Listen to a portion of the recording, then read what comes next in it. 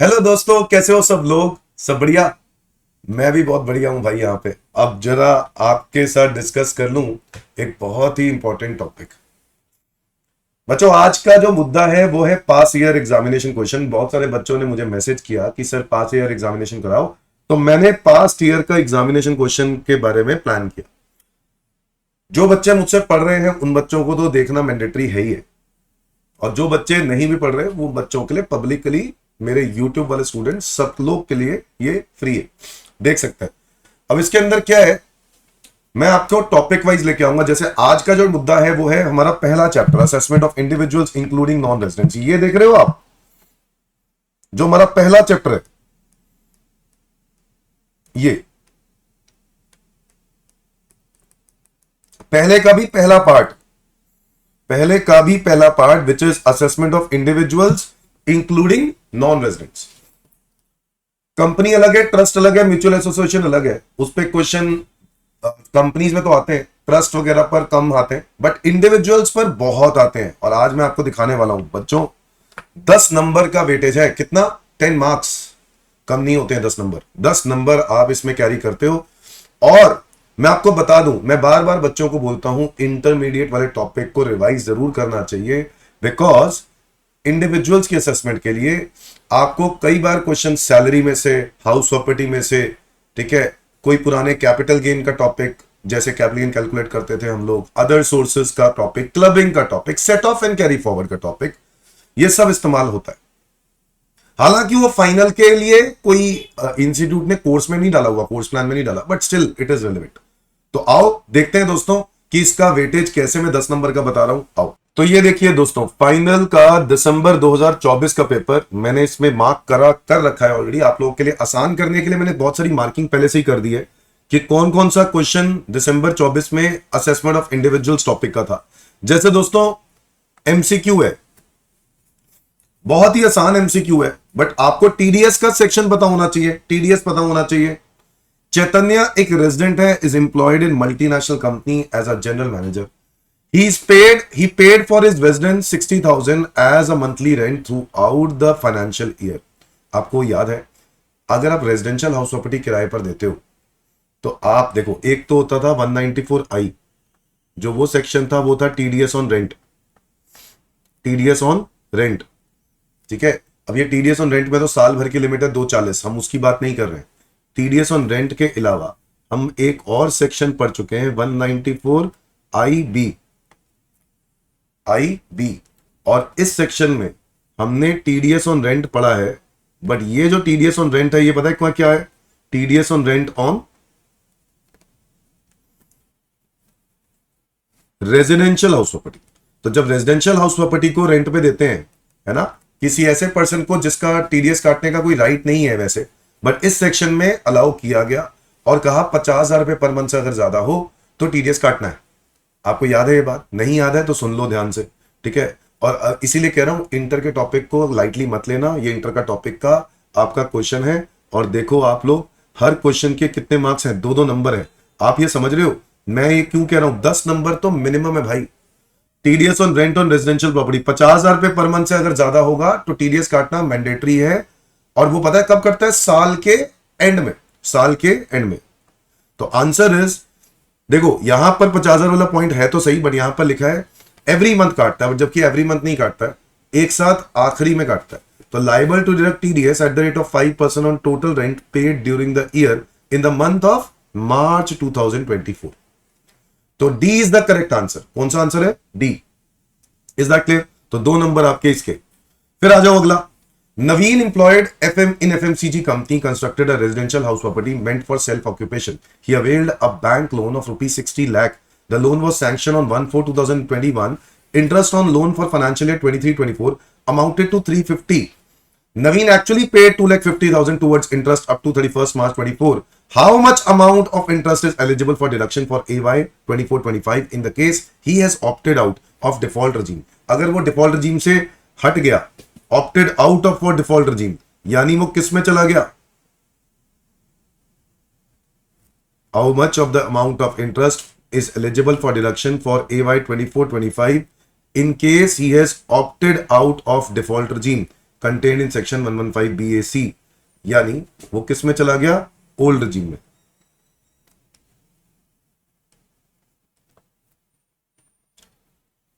देखो यहां पर आपको एक बात समझने की जरूरत है कि आपका जो लोन का अमाउंट है, इस पे जो इंटरेस्ट है, वो हाउस प्रॉपर्टी टॉपिक में आपको डिडक्शन मिल जाती है, section number 24B, section number 24B। जी हाँ, याद है कि नहीं याद है? और इसमें आपको मैक्सिमम डिडक्शन कितनी मिलेगी, 2 लाख रुपए। कितनी मिलेगी, 2 लाख रुपए। आपको 2 लाख रुपए से ज्यादा नहीं मिलती। सेल्फ ऑक्यूपाइड प्रॉपर्टी है, सेल्फ ऑक्यूपाइड प्रॉपर्टी में अगर कंडीशंस फुलफिल हो जाए तो 2 लाख से ज्यादा नहीं मिलती, तो यहां पे 2 लाख मिलनी है। अच्छा, अब कई बच्चों के दिमाग में आएगा सर 80EE सेक्शन अप्लाई होता है या EE अप्लाई होता है? कोई भी सेक्शन अप्लाई नहीं हो रहा, क्योंकि उसमें बहुत सारे, और अगर आप 80C to 80U way points आपने पढ़े हो और इसमें 80EE पढ़ा हो और 80EE पढ़ा हो, जिसके अंदर और भी कुछ कंडीशंस थी, ठीक है, लोन 50 लाख से कम का होना चाहिए, तो वो सब जो लोन अमाउंट है वो सब चीजें मैच नहीं हो रही, जिस कारण आप इस सेक्शन का बेनिफिट नहीं ले पाओगे। और अगर आप इन सेक्शंस का बेनिफिट नहीं ले पाओगे तो आंसर सिर्फ और सिर्फ ए आएगा, which is 2 lakh rupee under section 24B। क्या मेरी बात समझ में आ रही है? तो फिफ्थ पार्ट का आंसर 24B। तो देखो ये आ गया ना बीच में इंटर वाला टॉपिक, 80EE और 80EEA। ये इंटर के अंदर मैं कराता हूं, दिखाऊं आपको अपनी इंटर की बुक।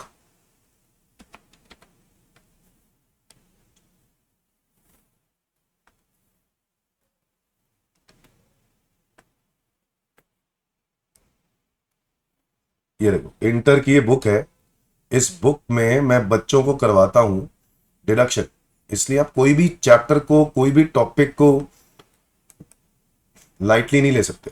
80EE तो ये रहा, ठीक है, interest on loan for taken residential house property, but ये वाला तो पॉसिबल नहीं है क्योंकि लोन का टाइम पीरियड क्या था, 16-17, तो वो तो खत्म हो गया। 80EEA पॉसिबल हो सकता था क्योंकि लोन 1/4/19 से लेकर 31 मार्च 22 का है, बट आपने देखा प्रॉपर्टी जो है वो 45 लाख तक की होनी चाहिए। कितने रुपए तक की? 45 लाख तक की। और क्वेश्चन में आपको, क्वेश्चन में वैसे प्रॉपर्टी की वैल्यू तो नहीं दी, बट क्वेश्चन में लोन लिखा हुआ है 60 लाख का, तो हम मान के ही चलेंगे कि प्रॉपर्टी भी 60 लाख के आसपास की होगी। तो इसी रीजन से यहां पर हम लोग ये इंटरेस्ट अलाउ नहीं करेंगे, तो 2 लाख रुपए इंटरेस्ट अलाउ होगा। क्या मेरी बात समझ में आ रही है? दैट्स इट, ठीक है, आगे आ जाओ। ये 2 नंबर का क्वेश्चन लो, 2 और 2 कितने हो गए? 4। असेसमेंट ऑफ इंडिविजुअल, ये ना, ये असेसमेंट ऑफ इंडिविजुअल का तो नहीं है, बट ये इंट्रोडक्शन में ही मैं एक चैप्टर शुरुआत में, पहले चैप्टर में यूट्यूब पे वीडियोस डली हुई है, उसी पे करा देता हूं।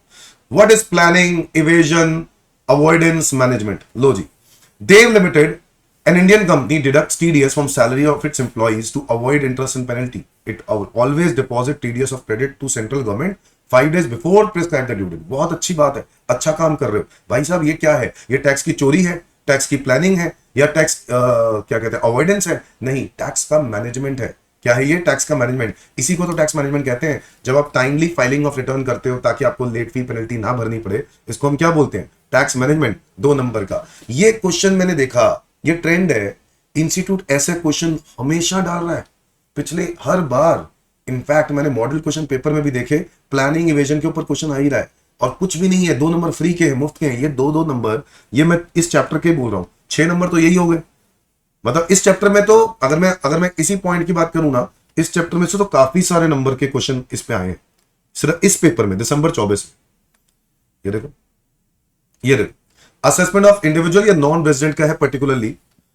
कह रहा है रॉबर्ट एक फेमस टेनिस प्लेयर है, came to India to play in a tennis tournament. He stayed in India for 31 days during a financial year 23-24। He earn 10 lakh as a participation fee from organisers of tournament. He has earned no other income. 10 lakh रुपए की income है भाई साहब, बताएंगे तो आपको TDS कटेगा section 194E में। कितना कटता है? 20%। कितना कटता है? 20%।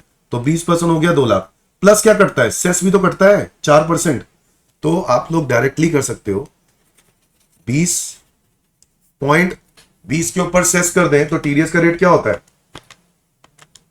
20.8। तो सीधा 20.8 काट लो, तो टीडीएस है 20.8। लो जी, इतना आसान है।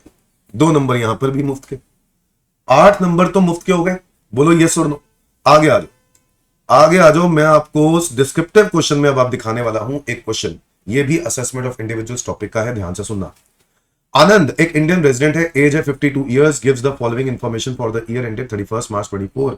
Income from manufacturing business, profit दिया है 10,60,000, डेप्रिसिएशन एज पर बुक्स दिए हैं 56,000, as per income tax act दिया है 77,000, loss from speculation business 1,25,000, PPF investment 1.5 lakh रुपए, medical insurance premium paid for self and spouse, ठीक है 35,000। 7 नंबर का ये क्वेश्चन है, बहुत ही आसान है, आपको बताना है ओल्ड रिजीम होता तो क्या होता और न्यू रिजीम होता तो क्या होता। बस ये देखो, मैंने इसको पहले ही आप लोगों के लिए सॉल्व कर दिया ताकि टाइम बर्बाद ना हो। ये थर्ड का ए, और ये आपको अगर पीडीएफ चाहिए तो आपको मेरे टेलीग्राम चैनल ज्वाइन करना होगा, जो इसी वीडियो के डिस्क्रिप्शन में आपको लिंक मिल जाएगा। ये देखो बच्चों, ध्यान से देखो, ध्यान से देखो, क्या ये ओल्ड रिजीम और न्यू रिजीम का मैंने एक साथ कर दिया है? Yes. Net profit as per PNL कितना होना चाहिए? Net profit as per PNL is 10,60,000, तो मैंने दोनों जगह 10,60,000 लिख दिया। इसमें कोई डाउट है? नहीं। सर डेप्रीसिएशन बुक्स में 56 है, इसका मतलब 56,000 इसमें से ऑलरेडी माइनस हो चुका होगा, जबकि होना कितना चाहिए? 77, बट इसमें एडिशनल डेप्रीसिएशन भी है। और आपको पता है न्यू रिजीम में एडिशनल डेप्ट नहीं मिलता है, न्यू रिजीम में एडिशनल डेप्ट नहीं मिलता है। ओके सर, न्यू रिजीम में एडिशनल डेप्ट नहीं मिलता है, तो बताओ डेप्रीसिएशन यहां पर कितना मिलना चाहिए? तो 77,000 माइनस 11,000, बेसिकली 66,000 का मिलना चाहिए, हाँ या ना? यस सर, 66,000 का मिलना चाहिए ना। अब 66 का मिलना चाहिए और 56 का क्लेम कर रखा है, तो 10 और क्लेम करना है, तो 10 और क्लेम कर लिया न्यू रिजीम में। और ओल्ड रिजीम में तो एडिशनल डेप्ट भी मिलता है, तो पूरा 21 ले लिया।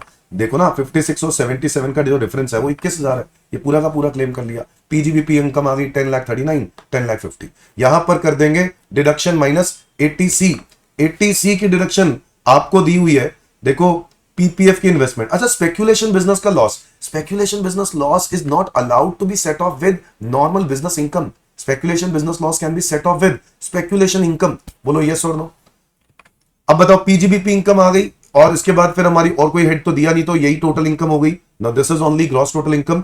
इसमें से हम डिडक्शन ले लेंगे, अगर हम ओल्ड रिजीम में है तो इसकी डिडक्शन मिल जाएगी और मेडिकल इंश्योरेंस की मिल जाएगी। मेडिकल इंश्योरेंस में 25,000 रुपए की मिलती है, 80D 25,000, ये देखो 1.5 लाख और 25,000। अगेन फाइनल के टॉपिक के साथ इसका कोई रिलेशन नहीं है, बट इंटर में अगर आपने पढ़ा है ना तो ये इंटर का टॉपिक। यहां पर 1.5 लाख और 25,000 माइनस किया 8,64,000, इज दैट क्लियर? और फिर उसके बाद न्यू रिजीम में 10,50, और आपने एक टैक्स लायबिलिटी निकाला ओल्ड रिजीम के हिसाब से और न्यू रिजीम के हिसाब से, और फिर आपका सेस वगैरह ऐड करके 88,710, और दूसरी तरफ आ गया 59,800। बताओ ये आप लोग टैक्स निकाल के देख सकते हो, वही आपको पता है न्यू रिजीम में टैक्स का रेट क्या है। पहले 3 लाख पर 0, फिर 4 लाख पर 5%, फिर 3 लाख पर 10%, फिर 2 लाख पे 15%, फिर 3 लाख पे 20%, अब 15 लाख पर 30%। और ओल्ड रिजीम में तो आपको पता है 2.5 लाख पर 0, 2.5 लाख पे 5%, फिर 5 लाख पर 20%, और अबव 10 लाख पर 30%। तो दोस्तों ये आपने टैक्स निकाला सेस वगैरह, तो आपको पता चलता है डिफॉल्ट रिजीम इज बेटर, यानी न्यू रिजीम इज बेटर।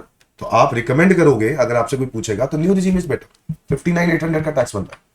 समझ में आया कि नहीं? तो अगर मैं इस पेपर के हिसाब से देखूं तो 7, 2, 9, 2, 11, 2, 13 और 2, 15। भाई साहब इस पेपर में 15 नंबर तो आपको इसी चैप्टर के से दे दिए, है या नहीं? ठीक है, तो भाई ऐसे है, तो इतना मुश्किल होता नहीं है जितना मुश्किल लगता है। और इस चैप्टर में इतनी वेटेज होगी ये तो मैंने भी नहीं सोचा था पहले। ठीक है, जब मैंने देखे पेपर्स कि हाँ भाई बहुत ही ज्यादा इस वेटेज पे इस चैप्टर में से आता है, तो आप लोग प्लीज इसको अच्छे से कर सकते हो अगर आपने इंटर भी अच्छे से पढ़ा है तो। नहीं पढ़ा है तो रिवीजन जरूर करनी चाहिए। ये देखो आपको ये पेपर है जून 2024 का, मैंने इसमें से भी मार्किंग करी हुई है। ये देखो क्वेश्चन नंबर है फर्स्ट एमसीक्यू का सेकंड पॉइंट, बालू is employed in ABC limited. ये सैलरी का आ गया, सोचो सैलरी कौन पढ़ता है भाई, फाइनल में पढ़ना पड़ेगा। ये देखो तुम्हारे सामने है। ठीक है, 1 नवंबर 2023। अब पढ़ना पूरा पूरा पढ़ने की जरूरत नहीं है, बट रिवीजन जरूर करनी चाहिए। और आरएफए पे तो हमेशा आ रहा है, आरएफए सैलरी में आता है तो आरएफए में आता है। 1 नवंबर 23, after he discontinued the proprietary business in textiles, he was given a rent-free accommodation at Kolkata from the same date. His basic salary was 1 lakh per month and DA 50,000 per month. क्या करेंगे बताओ? अरे बताओ क्या करेंगे? 1 lakh per month basic पे, तो साल का क्या करना है हमें? नवंबर में आपकी सैलरी ज्वाइन हुई है, नवंबर, दिसंबर, जनवरी, फरवरी, मार्च, तो यानी 5 लाख रुपए 5 महीने का। बोलो हाँ या ना? और फिर डीए 50,000 इंटू 5 यानी 2.5 लाख रुपए, टोटल कितना आया 7.5 लाख रुपए। आपको पता है नया अमेंडमेंट आ चुका है और नवंबर में ही वो 2023 में अमेंडमेंट आ चुकी थी, वो बोली क्या कि अब जब भी एकोमोडेशन कोलकाता में है, कोलकाता में तो 10% ऑफ सैलरी, मतलब क्योंकि पॉपुलेशन क्या होगी 40 लाख से ज्यादा, आपको पता है अमेंडमेंट है इसके अंदर। अगर पॉपुलेशन बिलो 15 लाख है, बिलो 15 लाख तो 5% ऑफ सैलरी, 15 लाख से लेकर 40 लाख के बीच है तो 7.5% ऑफ सैलरी, और अबव 40 लाख है तो अबव 40 लाख है तो 10% ऑफ सैलरी। तो यहां पे 10% ऑफ सैलरी कर दिया, 75,000 इज माय आंसर। बस 2 नंबर पूरे। समझ में आया कि नहीं? आगे आ जाओ। ये इंट्रोडक्शन है, देखो ये मैं पहले ही शुरुआत में, ये इसकी क्लासेस ऑलरेडी मेरे इंट्रोडक्शन डेमो क्लासेस में ही मैंने दी हुए। ये आपका कोऑपरेटिव सोसाइटी का क्वेश्चन है और कहता है कि भाई साहब आपने कोऑपरेटिव सोसाइटी हो और आपने सेक्शन 115 बीएई ऑप्ट कर लिया। अब बीएई में पता है कितना रेट होता है? 15% का टैक्स रेट होता है बीएई में। कितना टैक्स रेट होता है? 15%। तो 2250 पे आप लगा लो फ्लैट 15%। तो 2250 पे अगर 15% लगाओ तो कितना बनता है? 3,37,500 प्लस लगा दो इस पे सरचार्ज। क्या लगा दो? सरचार्ज। सरचार्ज का रेट भी फिक्स होता है 10%, तो इसी पे 10% लगा दोगे तो ये आएगा 33,750। टोटल हो गया ये 337,500 प्लस 33,750। इसके ऊपर ये सेस भी लगेगा, सेस लगेगा तो कितना आया? 4% का प्लस 4% सेस विच इज 3,86,100। क्या मेरी बात समझ में आ गई? ये आपका आंसर आ गया। 2 नंबर का ये क्वेश्चन, अगर आपने हर चीज अच्छे से अटेम्प्ट की हुई है, ये डेमो क्लासेस के अंदर ही मैं ऑलरेडी अपने चैनल पर डाल चुका हूं, तो आप वहां से भी देख सकते हैं। कोऑपरेटिव सोसाइटी के एक इसके अलावा एक और रेट होता है बीएडी, उसमें 22% का रेट होता है, उसमें 22% होता है। और नॉर्मली कोऑपरेटिव सोसाइटीज पर स्लैब लगता है, पहले 10,000 पर 10%, फिर अगले 10,000 पे 20%, बैलेंस पे 30%, इस तरीके से। तो क्वेश्चन कुछ भी आ सकता है भाई, अब कोई भी चीज मिस नहीं कर सकते। यू आर बिकमिंग प्रोफेशनल, है ना? आगे आ जाओ। देखो दोस्तों, ये क्वेश्चन अगेन 2 नंबर का आया है। वो 2 नंबर का एमसीक्यू ये था, ठीक है, और फिर 2 नंबर का एक और एमसीक्यू। अनिल एक रेजिडेंट है, शॉर्ट टर्म कैपिटल गेन कमाया है 35,000 रुपए, STT paid. Long term capital gain कमाया 80,000 रुपए, एसटीटी पेड। बच्चों आपको पता है ये जो लॉन्ग टर्म कैपिटल गेन होता है एसटीटी पेड, इसको बोलते हैं 112A। अगर 112A में आप आते हो ना, तो 112A में 1.25 लाख रुपए तक 1,25,000 तक टैक्स नहीं लगता, तो जीरो होगा, ये हो जाएगा जीरो। तो 35,000 पे टैक्स लगेगा, विच इज कितना लगता था पहले? 15%, तो ये हो गया 5250। 15% पहले लगा करता था, अमेंडमेंट के बाद मैंने यहां पे आंसर लिख दिया। देखो ध्यान से, अमेंडमेंट क्या है बेटा? ये अब फ्लैट रेट हो चुका है 20%, तो 35,000 का अभी जो है करंट रेट वो 20% है, तो 7,000 पे आएगा इसका आंसर। और 9,000 का क्रिप्टो बेचा है, क्रिप्टो पे तो भाई साहब क्या लगता है? 30% टैक्स रेट लगता है, ठीक है। तो 9,000 का 30% 2700, ये अभी भी वही है। तो टोटल आंसर अमेंडमेंट के बाद 9700, जो कि इसमें ऑप्शन नहीं है ऑब्वियसली क्योंकि ये पुराना पेपर है, और 7950 इज द करेक्ट आंसर। क्या मेरी बात समझ में आ गई? मैंने आपको आफ्टर अमेंडमेंट भी बता दिया कि क्या होना चाहिए। डन, मैं आगे बढ़ जाता हूं।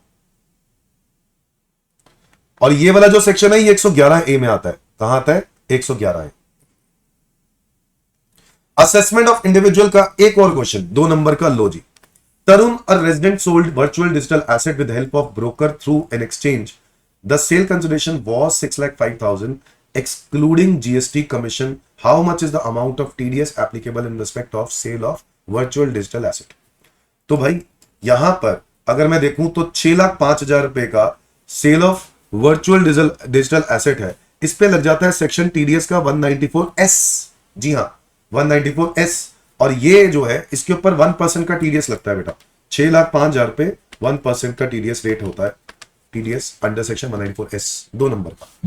लो जी, आप एमसीक्यू देख रहे हो, 2, 2, 4, 2, 6, 2, 8। लो बच्चों 8 नंबर तो यही हो गए। अभी काम खत्म कहां हुआ? ये तो आना ही था, मैंने आपको बताया था ना, ये तो आना ही था। ये भी एक प्लानिंग इवेजन इंट्रोडक्शन चैप्टर का मैंने लिखा है इंट्रोडक्शन।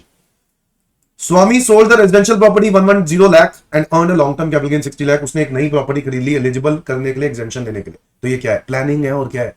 प्लानिंग ही तो है, टैक्स बचाने की प्लानिंग है। ये लीगल वे है, गलत वे थोड़ी ना है। तो this is legal way of tax planning, कोई डाउट ही नहीं है। 2 नंबर ये। तो 10 नंबर तो यही हो गए। लो, अब एक नॉन रेजिडेंट का क्वेश्चन है, ये 2 नंबर एक और आ गए। 10 और 2 12, मतलब पिछले जून 24 में जिन्होंने दिया होगा इस चैप्टर में से तो भरमार है। For Roberts incorporation of Italy which of the following would mean that it is a permanent establishment in India. Permanent establishment कब माना जाता है? परमानेंट एस्टैब्लिशमेंट माना जाता है जब आप हमारे देश के अंदर इंडिया में कोई ब्रांच रन कर रहे हो या फिर कोई फैक्ट्री ऑपरेट कर रहे हो, है ना। सिर्फ स्टोरेज के लिए काम करोगे तो क्या वो आपका परमानेंट एस्टैब्लिशमेंट इंडिया में माना जाएगा? नहीं। अगर आप गुड्स को मेंटेन कर रहे हो for the purpose of processing by another enterprise, क्या आपको यह माना जाएगा कि आपकी कंपनी का परमानेंट एस्टैब्लिशमेंट इंडिया में है? नहीं। अगर आप कोई फिक्स प्लेस ऑफ बिजनेस बना रहे हो, रखा हुआ है, जिसका काम सिर्फ परचेज करना है और गुड्स को भेजना है, यार है purchase of good for export, ये तो बिजनेस कनेक्शन में ही नहीं आता, तो ये भी जो है परमानेंट एस्टैब्लिशमेंट इन इंडिया नहीं है। बट अगर आप इंडिया में फैक्ट्री चला रहे हो तो ये तो परमानेंट एस्टैब्लिशमेंट है ना। तो answer is B is the correct answer. पहले चैप्टर के अंदर यानी इसी चैप्टर के अंदर इसके ऊपर टॉपिक दिया हुआ है 12 नंबर के एमसीक्यू। भाई साहब बच्चों की जान क्या, बच्चे तो खुश हो गए। 12 नंबर के एमसीक्यू, 7 नंबर का ये। मैंने 10 नंबर लिखा है ना, वो झूठ है, 10 नहीं है। अगर हम लोग देखें 10 से लेके 15 नंबर तक आराम से आ सकता है। 15 नंबर इसी चैप्टर में से अगर आप, बट वही इंटर वाले टॉपिक भी है इसमें, तो उस हिसाब से मैंने 10 नंबर लिखे कि उसी टॉपिक में से पर्टिकुलरली कितने 10 नंबर। बट अगर मैं इंटर वाले टॉपिक भी, क्योंकि वो भी असेसमेंट ऑफ इंडिविजुअल के ही थे, तो अगर मैं उनको मर्ज कर दूं तो yes it is of around 15-20 marks. Amar, 2 residential property है, one of the is residential and other is let out property. मैंने ये क्वेश्चन यहां पे करके दिखाया होगा और मैंने आपको बताया, इसका पीडीएफ आपको मिल जाएगा, आपको मेरे टेलीग्राम चैनल पर मिल जाएगा। बच्चों ये देखो, फोर्थ का ये जून 24, ये थर्ड का बच्चों, इसके अंदर 2 प्रॉपर्टी है, एक लेट आउट एक रेजिडेंशियल, ओके। और इसमें लिखा है he bought 3 houses, these houses by taking housing loan from SBI during a financial year 23-24 he paid interest on housing loan amounting to 2.5 lakh रुपए each। दोनों में इंटरेस्ट ऑन लोन कितना है? 2.5 lakh. And total principal repayment, total मतलब दोनों का मिला के टोटल प्रिंसिपल रीपेमेंट 2 लाख है। He is doing a business by name of Mercury Traders, और उसमें बिजनेस में कितनी इनकम कमाता है? 11,80,000। Determine the income as per section 115 BAC यानी न्यू रिजीम, और आपको ओल्ड रिजीम से भी इनकम फाइंड आउट करनी है। Also suggest which one should be opted by Amar for the assessment year 24-25। तो बताओ अब आपको कौन सा करना चाहिए? देखो मैंने यहां पर ओल्ड रिजीम और न्यू रिजीम कर दिया। सिर्फ ओल्ड रिजीम न्यू रिजीम में क्या फर्क है? न्यू रिजीम वाले में सेल्फ ऑक्यूपाइड प्रॉपर्टी पे इंटरेस्ट की डिडक्शन नहीं मिलती है, 24B नहीं मिलती सेल्फ ऑक्यूपाइड प्रॉपर्टी में, ओल्ड रिजीम में मिल जाती है। अच्छा, जीएवी आपका दिया निल सेल्फ ऑक्यूपाइड प्रॉपर्टी, और लेट आउट प्रॉपर्टी में 6 लाख रुपए, कैसे 50,000 रुपए महीना, 6 लाख रुपए, यहां तक क्लियर है। और म्युनिसिपल टैक्स निल, म्युनिसिपल टैक्स है ही नहीं, हाउस टैक्स की बात ही नहीं हो रही। एनुअल वैल्यू आ गया या निल या 6 लाख, और स्टैंडर्ड डिडक्शन ले लिया 30%, आपको पता है 1,80,000। और यहां पर आ गया देखो इंटरेस्ट ऑन लोन में दोनों में 2.5 लाख रुपए लिखा है। अब दोनों में 2.5 लाख लिखा है, बट सेल्फ ऑक्यूपाइड में तो मैक्सिमम लिमिट ही कितनी होती है? 2 लाख, तो यहां 2 लाख मिलेगी, और यहां पे पूरे 2.5 लाख मिल जाएंगे। समझ में आया? और ये आ गया नेगेटिव 2 लाख, और ये आ गया पॉजिटिव 170। अगर मैं ओल्ड रिजीम पे चलूं तो मेरा आंसर है 30,000 नेगेटिव, बट अगर मैं न्यू रिजीम पे चलूं तो मुझे ये 2 लाख अलाउड ही नहीं होंगे, ये 2 लाख अलाउड ही नहीं होंगे, और सिर्फ मेरा आंसर होगा 170। Income under the head PGBP आपको दिया हुआ है 1180, ये 11,80,000 अब इसमें ऐड कर दो और ग्रॉस टोटल इनकम आ जाए। देखो बच्चों, अगर आपको लगता है कि सर ये तो हाउस प्रॉपर्टी चैप्टर हमें क्या पता था, एग्जाम में फाइनल में भी हाउस प्रॉपर्टी आएगा, अगर आप रिवाइज करना चाहते हो तो आप मेरी इंटर की रिवीजन देख लो एक बार, बस आपको गारंटी दे रहा हूं आपको सब याद आ जाएगा। इंटर की रिवीजन देख लो, 2 लेक्चर लिए हुए हैं और वो मेरे यूट्यूब पर है, ठीक है, प्लेलिस्ट मिल जाएगी आपको, वो देख लोगे तो आपका रिवीजन हो जाएगा, और आप कंटेंट रिवाइज करने के बाद आप ऐसे क्वेश्चन कुछ भी नहीं होंगे, आपको समझ में आ जाएगा। उसमें न्यू रिजीम ओल्ड रिजीम भी बताया होगा एंड में। नाउ ग्रॉस टोटल इनकम आई 1150, 1350। इसके बाद आपको पता है यार आपने क्या लिया 80, अच्छा ये आपने 2 लाख रुपए का प्रिंसिपल रीपेमेंट भी किया है। जब प्रिंसिपल रीपेमेंट किया होता है ना, तो आपको पता है यहां पर डिडक्शन मिलती है 80C में हाउसिंग लोन रीपे करने पर, और यहां पर 1.5 लाख रुपए की डिडक्शन तक मिल जाएगी, ये मिल जाएगी क्योंकि 1.5 लाख से ज्यादा मिल ही नहीं सकती। न्यू रिजीम में तो वो मिल नहीं सकती, तो यहां पर मेरा आंसर आया 10 लाख और यहां आया 13.5 लाख। अब मैंने टैक्स निकाल लिया, आपको पता है ओल्ड रिजीम में कितना टैक्स रेट है और न्यू रिजीम में कितना है, वो आपने कैलकुलेट करके टैक्स रेट निकाला, ये मेरा टैक्स आ गया। बताओ which regime is better, new regime is better, default regime is better still, क्योंकि मेरा टैक्स अभी कम आ रहा है 1,14,400। समझ में आ रहा है कि नहीं? That's it. 7 नंबर भाई साहब, अगर मैं इधर देखूं ना तो ये 12, 7, 19 नंबर का इस पेपर में आया है। 19 मार्क्स, बहुत बड़ी बात है। 19 मार्क्स अगर मैं पूरा इंक्लूड कर दूं, AOI assessment of individual plus inter वाले टॉपिक्स। क्या मेरी बात समझ में आ गई? 19 नंबर का इसमें से आया। आ जाओ दोस्तों, अब हम लोग जो है एक और पेपर में आपको दिखाता हूं, विच इज दिसंबर 2023। ये देखो दिसंबर 2023 में क्या आया हुआ है, आओ जरा देखें। एमसीक्यू में, Bala was found to be the owner of jewellery worth ₹2260। Jewellery पाई गई आपके घर से और आपने अपने बुक्स ऑफ अकाउंट्स में रिकॉर्ड नहीं किया हुआ। अरे ये तो बड़ी गड़बड़ कर दी। ऐसे केस में आपको पता है क्या सेक्शन लग जाता है? ऐसे केस में लगता है छापे वाले सेक्शन। ये भी मैं इंट्रो चैप्टर में ही करा देता हूं। और इसमें छापे वाले सेक्शन में बताया जाता है 78% का टैक्स, 60% का टैक्स प्लस 25% का सरचार्ज जो 60 में लगेगा, विच इज 15, 75 हो गया, और 4% का सेस जो कि 75 पे लगेगा, विच इज 3। टोटल हो गया 78%। 78% का टैक्स पे करना पड़ता है। तो 2260 पर 78% का टैक्स है 1762,800। So a is my answer. 2 number. Jewellery, cash credit, unexplained cash credits, unexplained jewellery, है ना? कुछ याद है जिसकी आप एक्सप्लेनेशन नहीं दे पा रहे? Unexplained expenditure detected during search proceedings on which no satisfactory explanation is allowed, not satisfactory explanation is given। तो ऐसे केस में 78% का टैक्स लगता है बच्चों। इसके बाद 2 नंबर। अब देखो ऑन एन एवरेज अगर हम लोग देखें ना, इस चैप्टर में से इस दिसंबर 23 में सिर्फ एक ही एमसीक्यू आया। ओह, तो आपको लगेगा सर फिर तो ये सही नहीं है ना? हाँ, बिल्कुल सही नहीं है। 7 नंबर का यहां पे आया है और ये क्या पूछ रहा है? Again planning. उन्होंने एमसीक्यू ने डालकर 7 नंबर का प्लानिंग मैनेजमेंट पे आ गया और बहुत ही टुच्चा है भाई साहब। अब बताओ, आईटीआर फाइल कर रहे हो बिफोर ड्यू डेट, क्यों कर रहे हो? मैनेजमेंट है ना, टैक्स मैनेजमेंट है। ड्यू डेट से पहले काम करना is a management. Timely file करना ताकि आपको कोई पेनल्टी ना लगे। Setting up of a warehouse to avail tax benefit. अब ये देखो, ये प्लानिंग है। आप वेयर हाउस इसलिए बना रहे हो ताकि आप सेक्शन 3580 का बेनिफिट ले लो, तो प्लानिंग है। Payment of medical insurance premium of 45,000 for a parent age 76 years. बताओ, payment of medical insurance premium, ये क्या प्लानिंग है? 35 उसमें 80D सेक्शन में आपको क्या मिलती है इसकी deduction. Collection of pan details of contractor for TDS deduction, तो ये क्या है? ये मैनेजमेंट है। ये अच्छा काम कर रहे हो, ये काम है, ये एक टैक्स मैनेजमेंट का काम है। क्या काम है? कि भाई टीडीएस के लिए आप दूसरे पार्टी से जिनके आपने टीडीएस काटने हैं उनका पैन नंबर कलेक्ट करो। Okay, recording in the books of accounts salary payment to J who is not actual employed. अच्छा, एक्चुअल में एम्प्लॉयड नहीं है, ऐसे केस में जो आप उसको रिकॉर्ड कर रहे हो, है ना, तो वो चोरी है, टैक्स की चोरी। तो दिस इज इवेजन।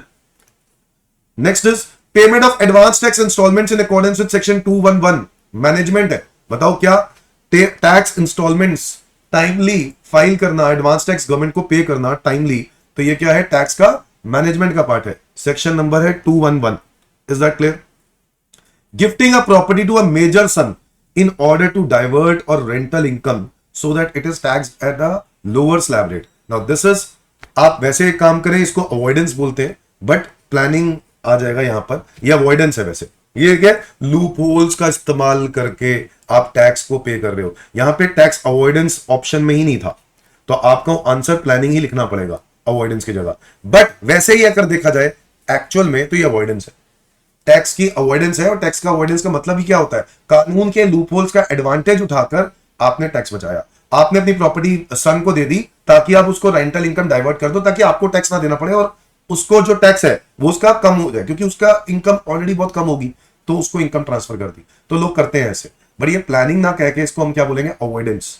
ठीक है, बट यहां पर क्योंकि ऑप्शन में सिर्फ 3 ही थे, तो आपको प्लानिंग ही लिखना चाहिए। बताओ, 7 नंबर, 2 और 7 कितने हो गए? 9 नंबर। 9 नंबर। लो जी, एक और क्वेश्चन, एक और क्वेश्चन जो कि नॉन रेजिडेंट का क्वेश्चन है। नॉन रेजिडेंट का क्वेश्चन, आपको बस इसमें यह बताना है कि कितनी टोटल इनकम होगी इस नॉन रेजिडेंट की। Interest on deposit with limited company in India 210, ये मैंने यहां पे लिखा होगा, ये रहा।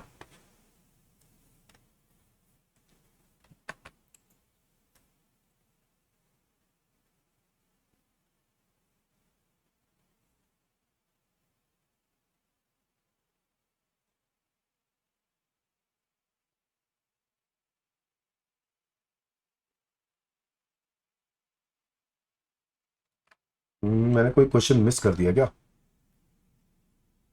मैंने एक क्वेश्चन मिस कर दिया है, हालांकि चलो अभी पहले ये वाला क्वेश्चन देख लेते हैं, फिर मैं आपको वाला क्वेश्चन दिखाता हूं। ये क्वेश्चन हो गया फोर्थ का बी, यह आपका दिसंबर 2023 का, हाँ दिसंबर 2023 का ये क्वेश्चन है, क्वेश्चन नंबर फोर्थ का बी। ना इसके अंदर नॉन रेजिडेंट की आपको इनकम और टैक्स निकालना है, तो देखो यहां पर मैंने ये किया हुआ है सॉल्व। इंटरेस्ट ऑन डिपॉजिट्स है 210, आपको शॉर्ट टर्म कैपिटल गेन दिया है on sale of listed shares, ठीक है जी, टैक्सेबल होंगे। लॉन्ग टर्म कैपिटल गेन दिया है 6,67,000, जिसमें से आपने 17,000 रुपए का खर्चा है जो अभी तक डिडक्ट नहीं किया, जो उसी से कनेक्टेड है, तो ये अमाउंट इसमें से क्या कर देंगे, माइनस। और फिर investment in the shares of public limited company in India is 210, जिसकी आपको मिल जाएगी डिडक्शन, ठीक है, डिडक्शन। नॉन रेजिडेंट्स के केस में इन्वेस्ट करने पर डिडक्शन मिल जाती है, ठीक है। और यहां पर 2,10,000 इसमें से माइनस हो जाएंगे, तो टोटल इनकम आएगी 11,10,000। तो आपकी टोटल इनकम आएगी 11,10,000। समझ में आया भाई साहब? कितने नंबर का ये क्वेश्चन? 7 मार्क्स का ये question. 11,10,000 is the answer. 7 marks का ये क्वेश्चन। सोचो, इसके बाद ना इस चैप्टर में से तो 7 और मैंने कितने बोले, 7 14 और कितने हो गए, 2 16, तो बेसिकली 16 नंबर। अगर मैं एवरेज लगाऊं ना इंटर के टॉपिक को मिला के, तो आप एवरेज लगाओगे तो 15 से तो ऊपर ही बन रहा है ये चैप्टर। आगे आ जाओ। मैं ना एक पेपर में जून 24 में ही एक और क्वेश्चन होगा मुझे लग रहा है, जो मैंने मिस कर दिया। यस, ये वाला क्वेश्चन, ये नॉन रेजिडेंट का क्वेश्चन है। वैसे ये आप ये भी इंटरमीडिएट का ही टॉपिक है, नॉन रेजिडेंट में मैं इंटर में ही करा देता हूं। इसमें आपको कैपिटल गेन फाइंड आउट करना है। आपने शेयर्स बेचे हैं, आपको कैपिटल गेन फाइंड आउट करना है, और इसके लिए मैंने ये सॉल्व किया है। आप लोगों को अगर वो टॉपिक याद हो कि नॉन रेजिडेंट्स जब भी कभी शेयर्स को बेचते हैं, ठीक है, फॉरेन करेंसी में, तो उस केस में क्या होता है, ये देखो। Dravid is a non-resident but an Indian citizen. On 11/4/2021, he bought 10,000 equity shares of PQR Limited, a listed Indian company, for USD 5 per share. Dravid sold all the shares for 770 per share. STT paid. तो क्या करेंगे बताओ? 770 का बेच दिया, तो 770 का अगर बेच दिया तो 770 multiply by 10,000, which is equal to 7,70,000। इसमें कोई डाउट है? कोई डाउट नहीं है। 77 लाख। अब आपको क्या करना होता है, अगर आपको एक टॉपिक याद आ रहा हो, इसको क्या करना होगा, डॉलर्स में कन्वर्ट करना होगा। मैं ये इंटर में ही करा देता हूं बच्चों, इंटर के अंदर भी है ये आपका टॉपिक, बट उस पर ज्यादा फोकस नहीं किया जाता, एग्जाम में आता नहीं है, बट ये है इंटर का ही टॉपिक। फाइनल में भी है, फाइनल में अलग से लिखा हुआ है इसके बारे में। 77 लाख को डिवाइड कर देंगे average rate on date of transfer. Average rate on date of transfer अगर हम लोग देखें, तो average rate on date of transfer is, ये बाइंग रेट है, ये सेलिंग रेट है, और इसका एवरेज कर दो, विच इज नहीं on date of transfer. Date of transfer, हाँ यही तो है, तो एवरेज रेट आएगा 77। बोलो हाँ है ना, उससे डिवाइड कर दो। आपको याद है ना एवरेज रेट से डिवाइड करते हैं, और फिर हम लोगों ने निकाल दिया, ये $1,00,000 बन गए। फिर ऐसे कॉस्ट ऑफ एक्विजिशन आपको दी हुई है, कितने के खरीदे थे, $50,000 के खरीदे थे, तो $50,000 माइनस कर दिए। लॉन्ग टर्म कैपिटल गेन कितना आया, $50,000। अब इसको इंडियन रुपीज में कन्वर्ट करना है, कैसे करेंगे, multiply by buying rate, multiply by buying rate. तो बाइंग रेट क्या है ऑन डेट ऑफ ट्रांसफर, 76, तो 76 से मल्टीप्लाई किया, आ गया 38 लाख। अब अगेन आपने इक्विटी शेयर्स के अंदर दोबारा इन्वेस्ट कर दिया, तो दोबारा इन्वेस्टमेंट करने पर आपको इस सेक्शन का बेनिफिट मिल जाता है। और कैसे मिलेगा, प्रोपोर्शनेटली मिलेगा बच्चों। ये नॉन रेजिडेंट्स के लिए होता है सिर्फ 38 लाख रुपीस। आपने 38 लाख रुपीस का गेन हुआ है, आपने इन्वेस्ट कितना किया है, देखो 11,550 शेयर्स, 11,550 शेयर्स मल्टीप्लाई बाय 500, तो 57,75,000। सो 57 लाख 75,000 आपने इन्वेस्ट कर दिया आउट ऑफ कितनी सेल कंसिडरेशन में से, 77 लाख में से, मल्टीप्लाई कर दिया किसके साथ, इतने कैपिटल गेन के साथ, वही मैंने यहां पे वही किया हुआ 38 लाख, तो यहां पर आया 28,50,000 and this 28,50,000 will be deducted और आपका कैपिटल गेन आंसर आएगा 9,50,000, जिस पर उस नॉन रेजिडेंट को क्या देना है, टैक्स देना है। क्या ये बात समझ में आ गई? ये मैंने आपके साथ पिछले 3 अटेम्प्ट के पेपर डिस्कस किए हैं। करने को तो मैं और भी पेपर कर सकता था बट जरूरत नहीं है। मुझे ऐसे लगता है अगर आप लोग 10 नंबर का मैं बोल के चल रहा हूं तो ये 10 नंबर सिर्फ एओआई का आप कह सकते हो, जो मैं चैप्टर आपको फाइनल का दिखा रहा हूं। बट अगर मैं इसको भी इंक्लूड कर दूं ना तो यहां पर ये 7 नंबर और ऐड कर दो तो ये 26 नंबर का टॉपिक बन जाता है। हालांकि ये वाला टॉपिक जो है आपके फाइनल के दूसरे के चैप्टर के अंदर भी लिखा हुआ है कहीं, तो इसलिए उस 7 नंबर को मैं इंक्लूड ना भी करूं तो मैं फिर भी कहूंगा अगर मैं 15 से 20 की एवरेज फिर भी दे दूं तो भाई साहब ये 15 से 20 नंबर का चैप्टर है जिसके अंदर इंटर के टॉपिक को मिला के, और अगर सिर्फ एक्सक्लूसिवली ये वाला चैप्टर देखें तो 10 नंबर कह सकते हो। क्या मेरी बात समझ में आ गई? दैट्स इट दोस्तों, ऐसे ही मेरी और वीडियोस का इंतजार करना, मैं आपको और भी ऐसे ही एक्सक्लूसिव कंटेंट दूंगा जिसके अंदर सीएमए फाइनल में क्या क्या टॉपिक कैसे कैसे आ रहे हैं और क्या तैयारी करनी चाहिए। ये एंड मोमेंट पे आपको बहुत अच्छे से प्रिपेयर करने में हेल्प करेगा। Thank you, bye bye.